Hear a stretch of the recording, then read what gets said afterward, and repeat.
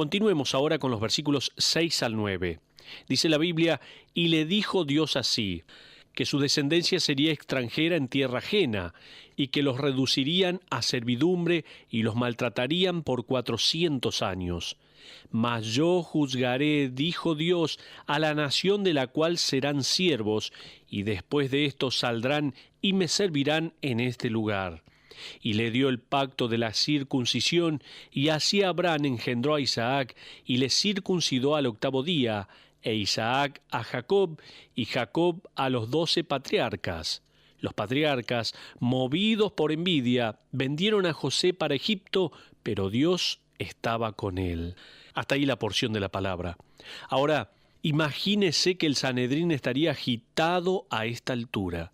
Esteban está resaltando que sus ancestros se libraron de José porque le tenían envidia por su relación con su padre. De la misma manera, los sacerdotes, tal como leemos en Marcos capítulo 15, versículo 10, entregaron a Jesús por envidia. Estaban celosos, por decirlo así, de su relación con el Padre. Continuemos con los versículos 10 al 19. Dice la palabra de Dios: «Y le libró de todas sus tribulaciones, y le dio gracia y sabiduría delante de Faraón, rey de Egipto, el cual lo puso por gobernador sobre Egipto y sobre toda su casa.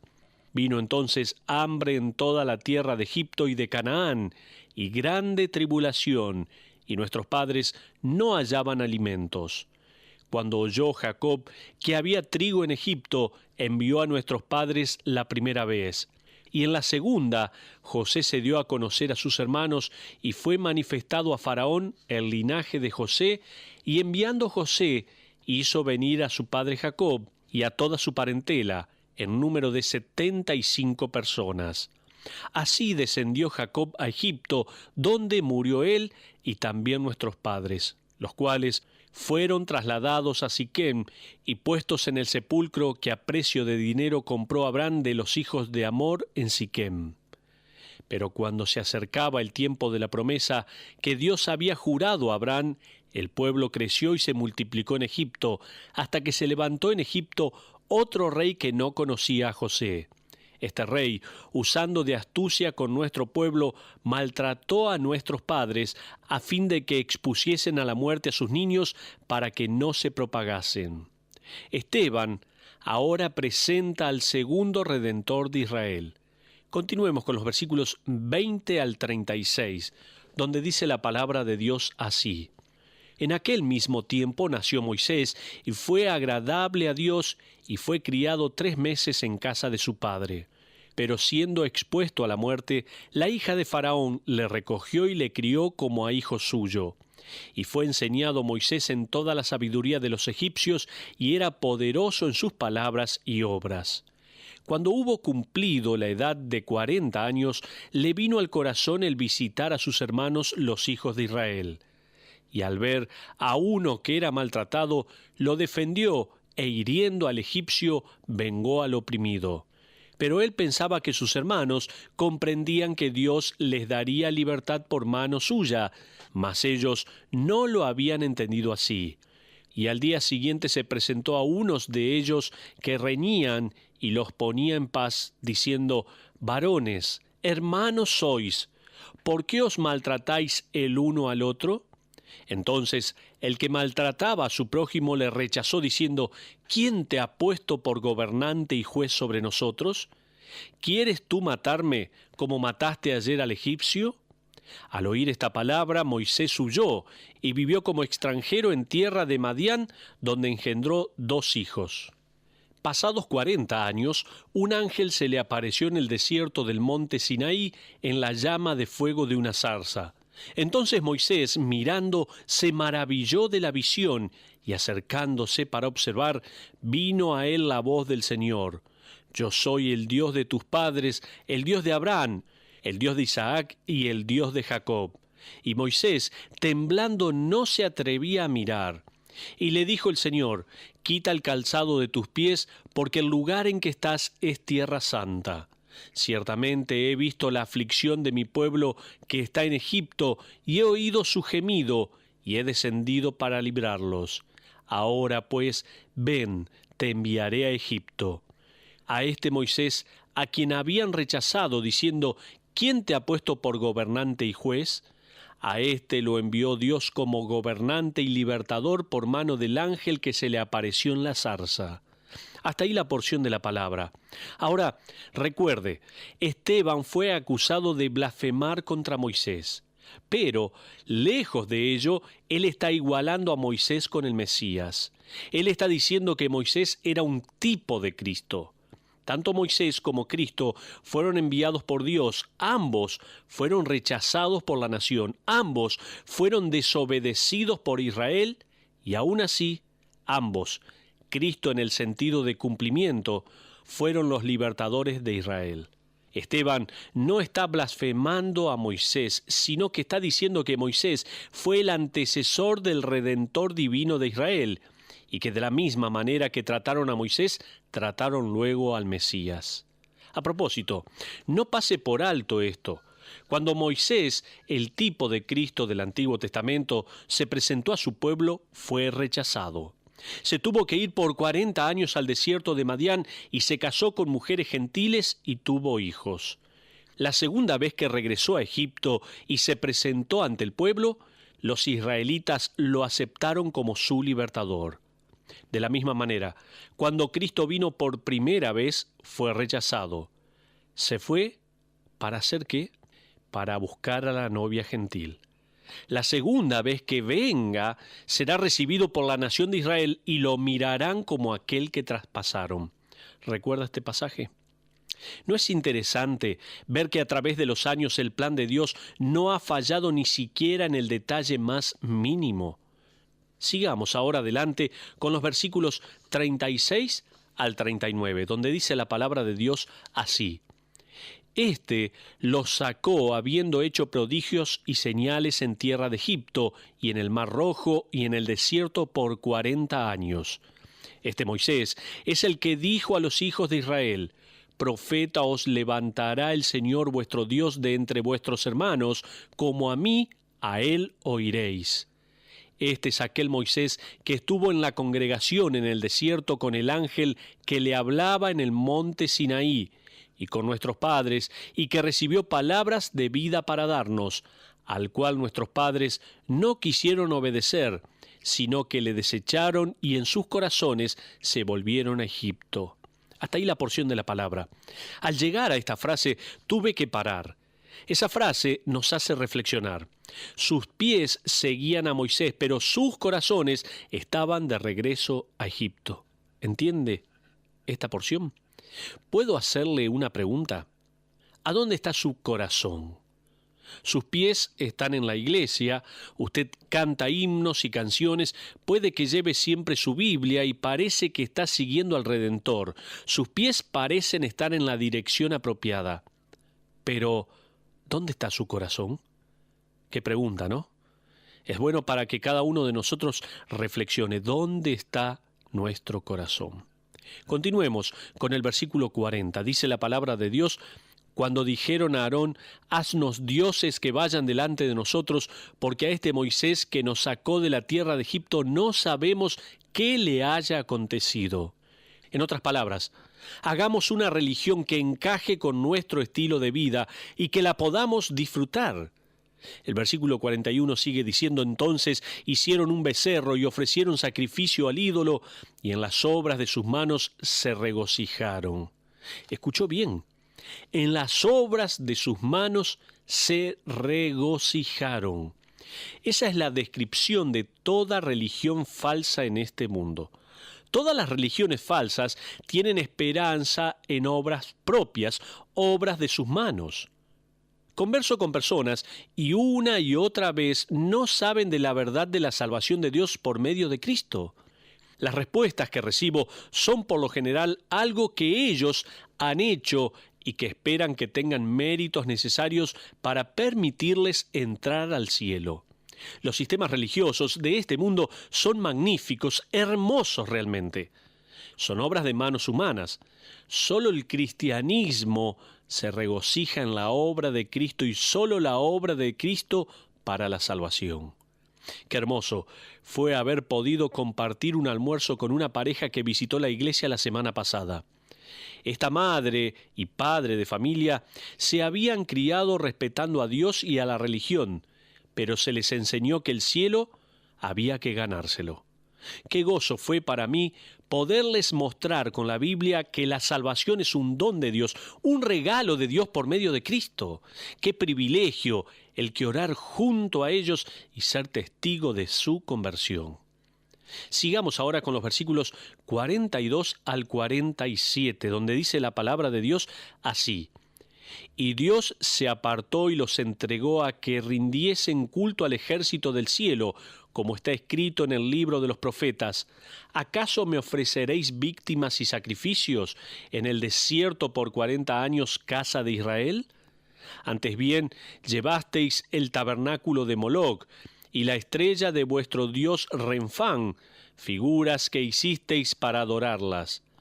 Os transportaré, pues, más allá de Babilonia.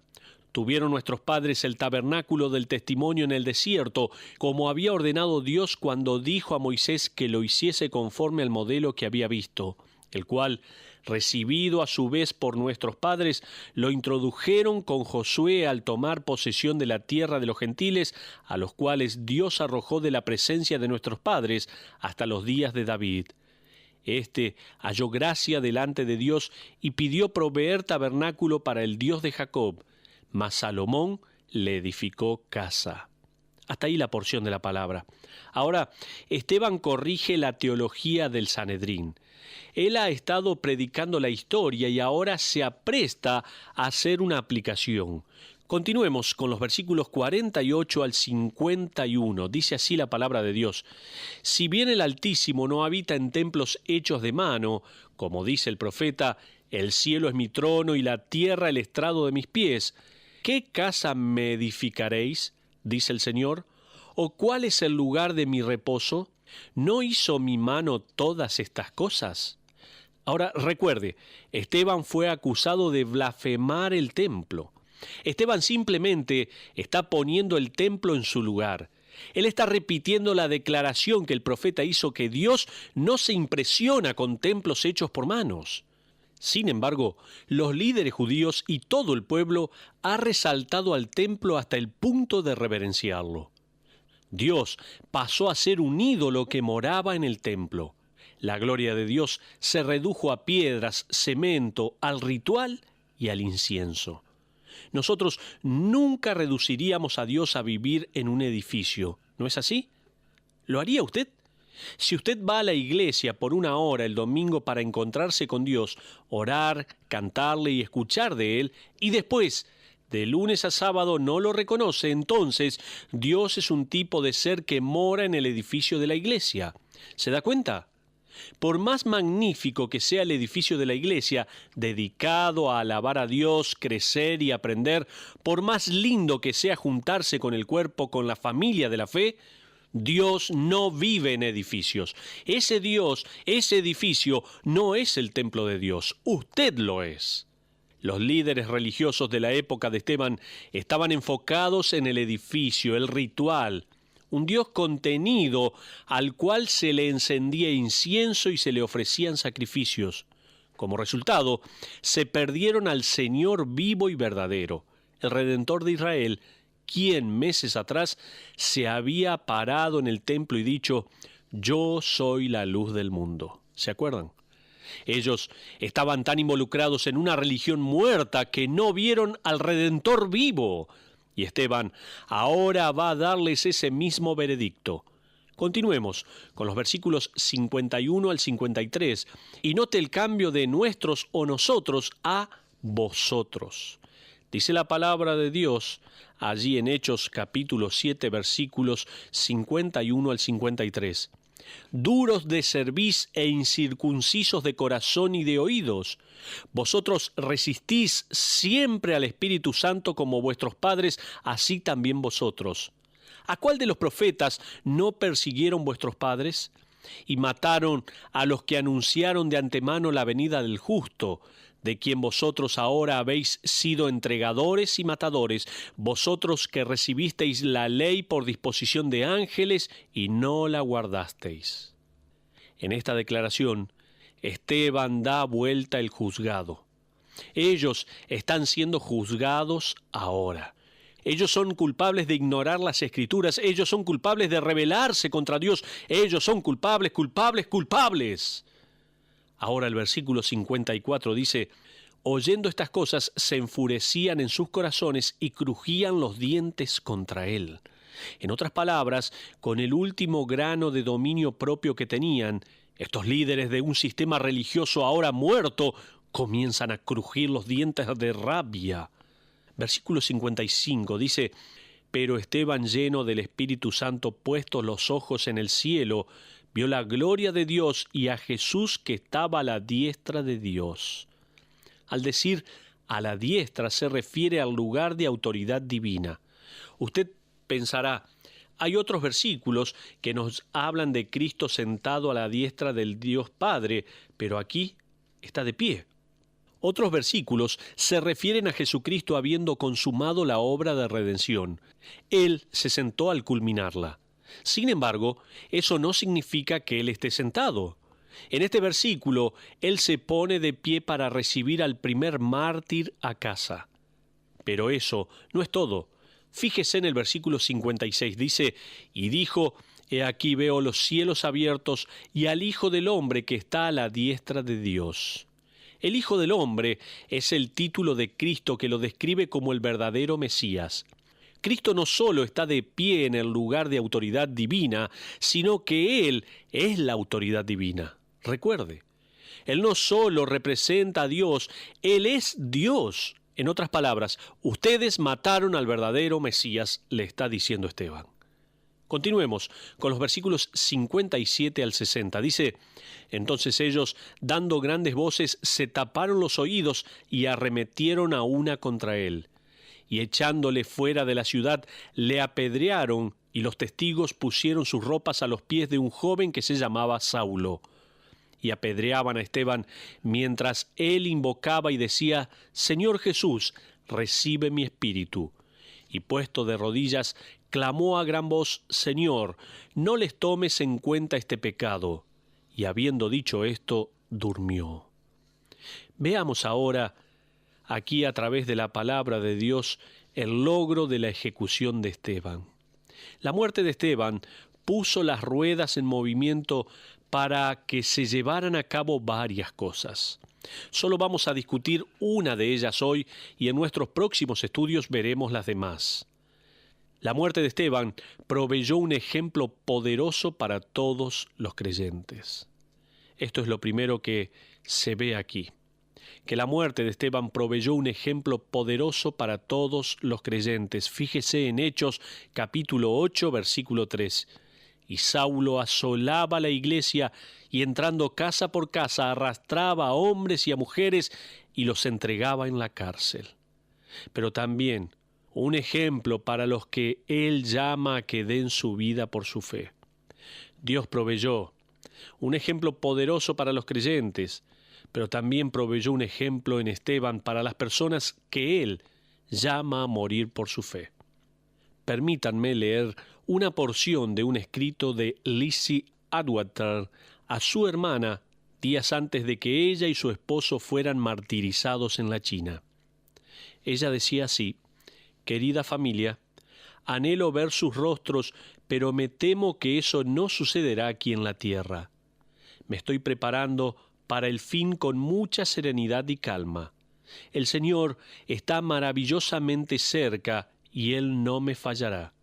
Estaba muy entusiasmada mientras parecía haber posibilidades de vivir. Ahora, oro a Dios para que me dé gracia para encontrarme con braveza cuando me llegue la hora. El dolor pronto pasará y vendrá la dulzura de la bienvenida en los cielos. Queridos, vivan cerca de Dios y no se aferren a esta tierra. No hay otra manera en la que podamos recibir la paz de Dios que sobrepasa todo entendimiento. ¿No suena esto a Esteban? El doctor Paul Carlos fue un médico y misionero en la República Centroafricana hace unos 50 años atrás. Él fue martirizado por los Simbas. En el Nuevo Testamento que encontraron en el bolsillo de su campera, él había escrito la fecha y una palabra, una sola palabra, el día de su ejecución. La palabra que él escribió en ese Nuevo Testamento era la palabra paz. Él era de la tribu de Esteban. Pero no solamente la muerte de Esteban proveyó un ejemplo poderoso para todos los creyentes, no solo la muerte de Esteban era un ejemplo para los que él llamaría a dar su vida por su fe, sino que fue un ejemplo para personas que Dios llama a que vivan por su fe. Esteban pasa a ser un ejemplo no solo para los que son llamados a morir, sino para los que Dios llamó a vivir por su fe. Puede que usted no sea llamado a morir violentamente en alguna playa de un río en la selva de Ecuador. Puede que no sea llamado para morir como aquellos que fueron crucificados en Sudán o asesinados en Irán. Pero cada uno de nosotros es llamado a vivir como un mártir viviente. Ahora, escuche con atención esto.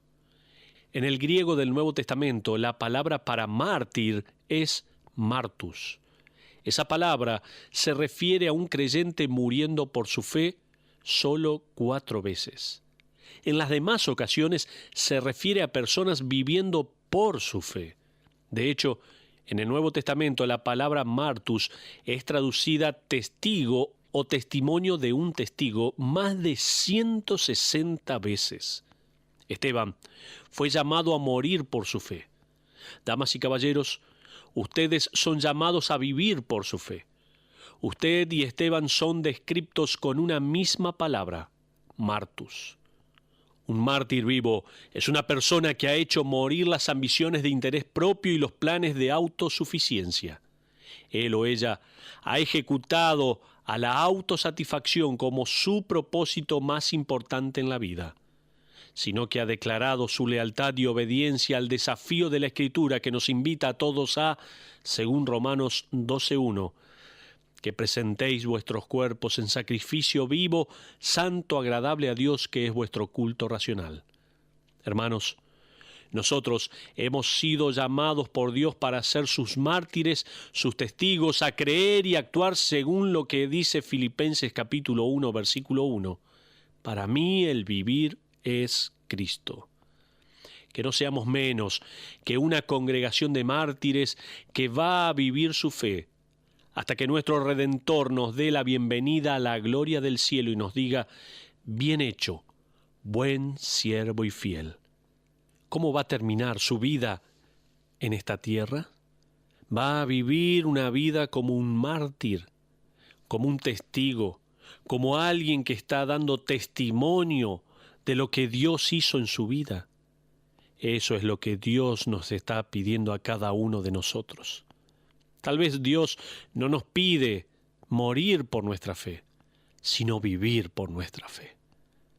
Le animo, le motivo a que siga viviendo para Dios conforme a su palabra, siendo un testigo, siendo un mártir, viviendo para Él, para su gloria y su honra. Que Dios bendiga su palabra.